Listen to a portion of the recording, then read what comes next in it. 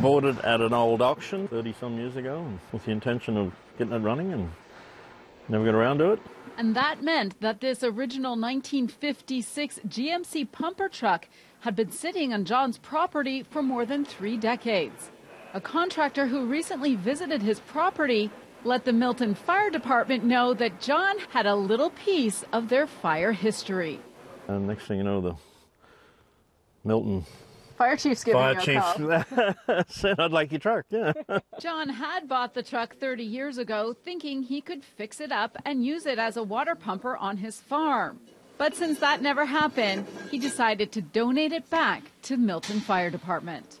We want to get this refurbished and bring a little piece of our history back to the Campbellville area. If you look close enough, you can see the letters Jockey Club that's underneath the logo. So it was originally owned by Woodbine for the racetrack, and the Jockey Club was the original owners of the truck. That would have been back in the 50s. Yes. There's definitely some big differences between this old fire truck and the new ones, starting with the size. You can see how massive this is compared to this old one, but there's lots of technical differences as well. You can see back in the day there was only 2 people that would typically drive in the truck.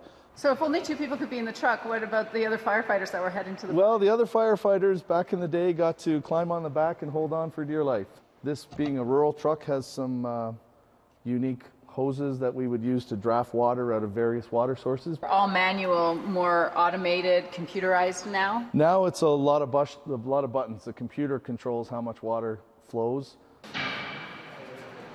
How does it look under there? Looking good for her age. She's a lot of work ahead for you guys there. But the good bones, as they say.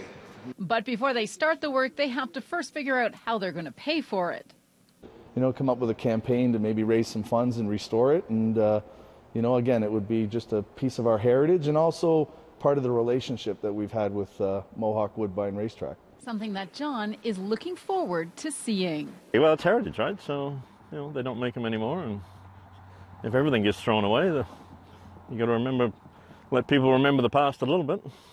Well, definitely months of work ahead. The hope is, though, that it can be part of educational programs and community events here in Milton and the area in the coming years.